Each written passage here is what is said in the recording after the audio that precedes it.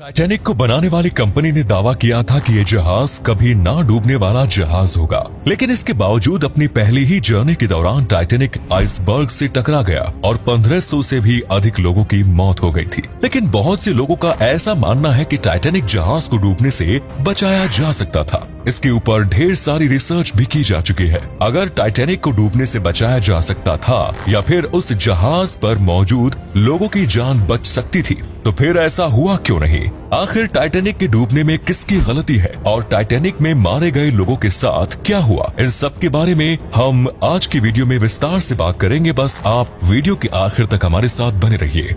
20वीं सदी की शुरुआत में टाइटैनिक को बनाने का फैसला किया गया और इसे बनाने का contract white star line company को मिला।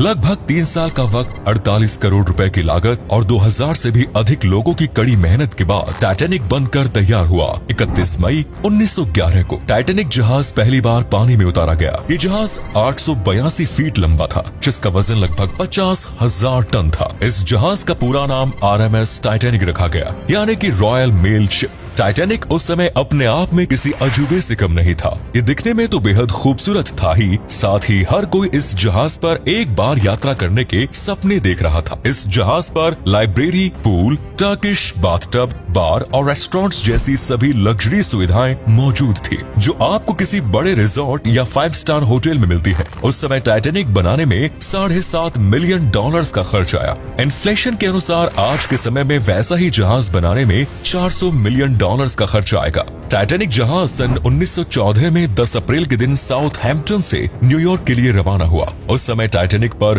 2200 से भी अधिक यात्री सवार थे, जिनमें कई बड़े उद्योगपति, फिल्मी जगत के सितारे और इमिग्रेंट्स मौजूद थे और हर कोई इस जहाज की यात्रा के लिए बेहद उत्सुक था। जहाज की कमान 62 वर्षीय senior captain Edward John Smith के हाथों में थी। कौन जानता था कि ये यात्रा टाइटैनिक और उस पर सवार लोगों की अंतिम यात्रा साबित होगी। 12 अप्रैल से ही टाइटैनिक जहाज को आइसबर्ग की चेतावनियां मिलनी शुरू हो गई। उस दौर में जब भी कोई जहाज समुद्र से गुजर रहा होता था और उसे कोई आइसबर्ग या अन्य खतरा नजर आता, तो वो रेडियो सिग्नल्स के जरिए अन्य जहाजों को खतरे के बारे में सूचित किया करता था। लेकिन टाइटैनिक ने शुरुआती चेतावनियों को अनदेखा कर दिया। 4 दिन तक टाइटैनिक बहुत आराम से चल रहा था और सभी लोग बेफिक्र होकर अपनी यात्रा का आनंद ले रहे थे, क्योंकि टाइटैनिक केवल एक जहाज नहीं बल्कि ब्रांड बन चुका था और हर कोई जानता था कि जहाज कभी नहीं डूबेगा। 14 अप्रैल 1914 का दिन रात को लगभग 11:40 पर टाइटैनिक जहाज आइसबर्ग से टकरा गया।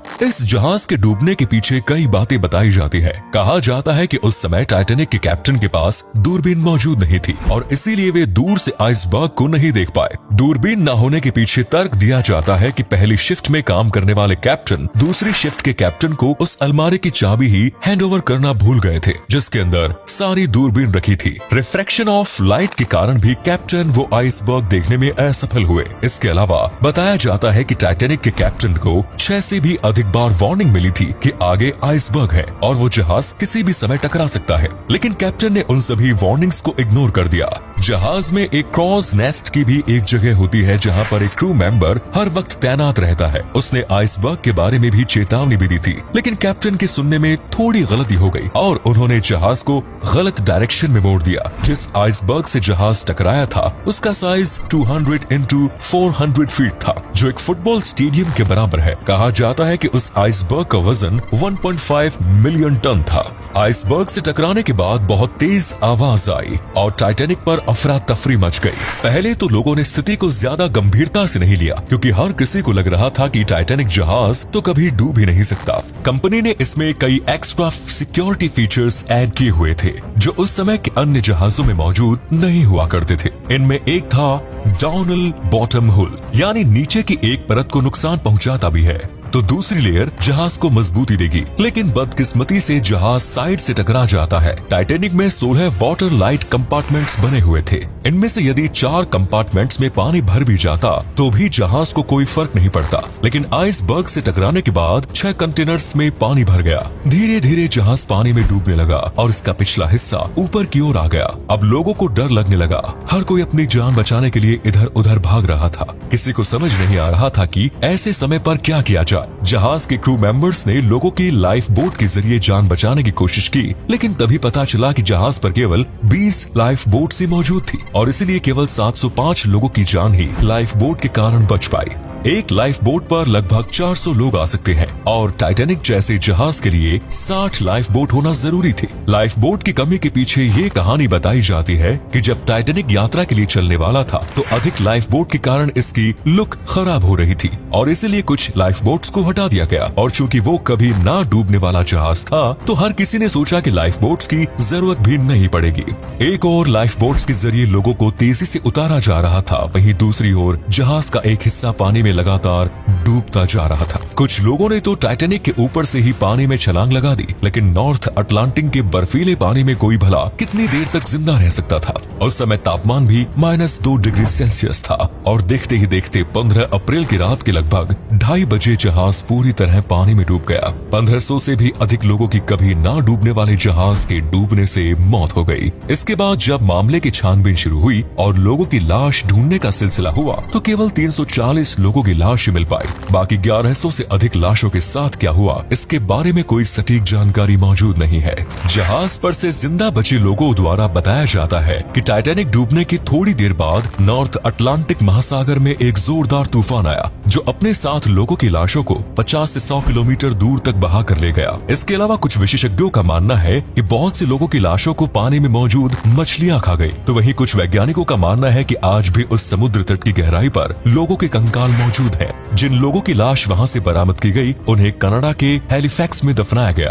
कहा जाता है कि टाइटैनिक को डूबने से बचाया जा सकता था यदि कैप्टन एडविन जॉन आइसबर्ग की चेतावनियों को इग्नोर नहीं करते। आइसबर्ग से टकराने के बाद टाइटैनिक ने रेडियो सिग्नल्स के जरिए अन्य जहाजों से संपर्क करने की कोशिश की और मदद की गुहार लगाई। RMS कार्पाथिया नाम के एक जहाज ने सिग्नल्स कैच किए, लेकिन वो जहाज 107 किलोमीटर की दूरी पर था, जिसे टाइटैनिक तक पहुंचने में 3.5 घंटे का समय लगता। लेकिन उससे पहले ही टाइटैनिक पानी में डूब चुका था। इसके अलावा एक और जहाज टाइटैनिक के नजदीक था जो केवल 37 किलोमीटर की दूरी पर मौजूद था, लेकिन उस जहाज के कैप्टन स्टैनली लोड ने रात को रेडियो सिस्टम बंद कर दिया और जहाज को रोक दिया था क्योंकि उन्हें आगे खतरा महसूस हो रहा था और सोचा कि आगे का सफर सुबह तय करेंगे।